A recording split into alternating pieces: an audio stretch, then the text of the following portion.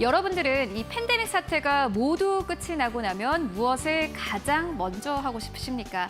아마 다들 머릿속에 그려지는 것들이 하나쯤은 있을 텐데요. 저는 지난해 코로나19로 미뤄야만 했던 유럽 여행을 꼭 하고 싶은데요. 한때는 일상이었지만 지금은 즐길 수 없는 것들을 하려면 먼저 이 백신으로 집단 면역이 이루어져야겠죠. 지금까지 시장은 이 순서를 그대로 반영을 해서 상승 흐름을 보였습니다. 첫 번째 뉴스와 함께 내용 조금 더 자세하게 만나보시죠. 그러니까 백신주와 진단키트주가 먼저 오르고 그 이후에 확진자 수가 감소하면 다시 여행주와 항공주가 오르는 장이 반복되어 왔습니다. 그런데 어제 시장은 달랐습니다. 백신주와 여행주가 동반 상승 흐름을 보인 건데요. 우리가 코로나19의 영향을 받는 장을 이제는 1년 6개월 넘게 대응을 하고 있습니다만 확실하게 지금까지는 없었던 장세입니다. 이 변화의 키워드는 바로 저평가인데요. 외국인과 기관이 업종을 불문하고 저평가된 종목을 사들인 결과라는 겁니다. 이 백신의 접종을 수혜를 저평가된 기업 재계주와 이 백신주가 함께 받은 건데요. 특히나 최근 주가가 조정을 받으면서 밸류에이션 매력이 높아졌고 경기 재계주는 델타 변이 바이러스가 확산한 6월 중순 이후로 주가가 꾸준히 하락세였습니다. 이 저평가된 기업들로 수급이 집중된 이 시장의 변화를 눈여겨보시기 바랍니다. 네, 그리고 백신 말고도 먹는 약 개발에 따른 경기 민감주에 대한 관심도 높아지고 있습니다. 이 코로나19 바이러스가 급속도로 확산할 때 백신이 아니라 먼저 경구용 치료제 개발에 나선 회사가 있습니다. 세계적인 제약사인 머크는 이미 유의미한 결과를 발표한 바 있고 이르면 9월에 임상 3상 결과를 발표할 예정입니다. 또 머크뿐만이 아니라 로슈 그리고 화이자도 경구용 치료제를 개발 중인데요. 지난해 11월 화이자 모더나의 백신 임상 3상 결과 발표에 경기 재계주가 시장을 주도했던 만큼 이 경구용 치료제 발표도 비슷한 효과를 가져올 수 있다라는 분석이 나옵니다. 이 KB증권은 경기가 살아나면 설비 투자 증가에 따른 매출 개선 기대가 되는 기업에 주목을 하고 있습니다. 특히나 경기 민감주 중에서 투자의 포인트를 두고 기업을 가려낸 애널리스트들도 있었습니다. 결국 상승장에서 경기 민감 업종의 성과를 가른 것은 실적보다는 투자였다라고 이유를 밝혔습니다. 미래에 대한 자신감을 보여주는 것이 바로 투자라는 건데요. 팬데믹 이후에 경기 반등을 대비하면서 투자를 늘려가는 기업들 잘 살펴보시기 바랍니다. 네, 그리고 다음 뉴스입니다. 어제 이 코스피 시장에서 외국인 투자자는 9천억 원 넘게 순매수했습니다.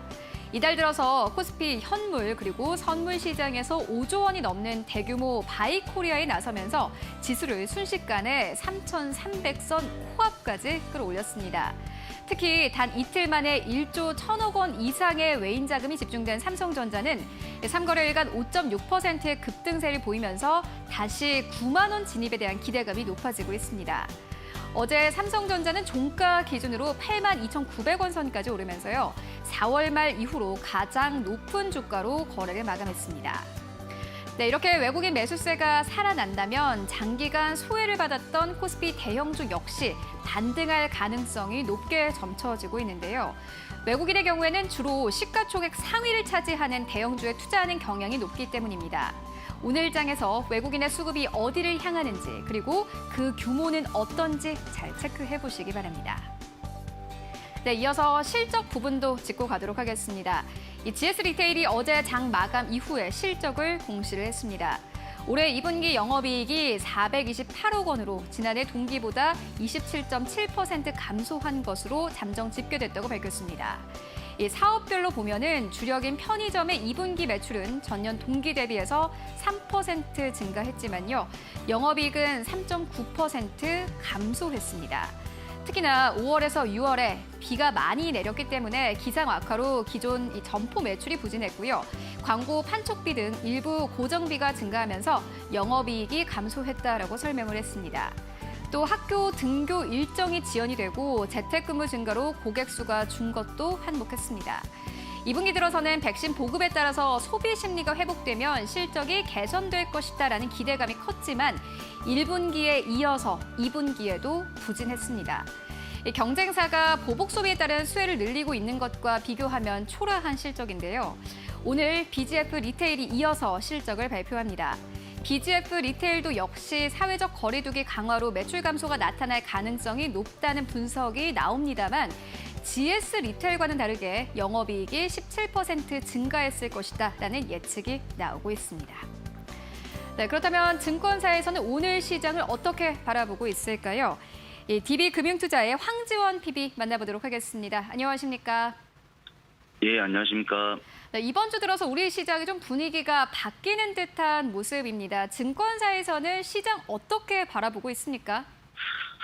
먼저 저번 주부터 시장은 말씀드린 것처럼 현금 비중 확대가 유효했습니다.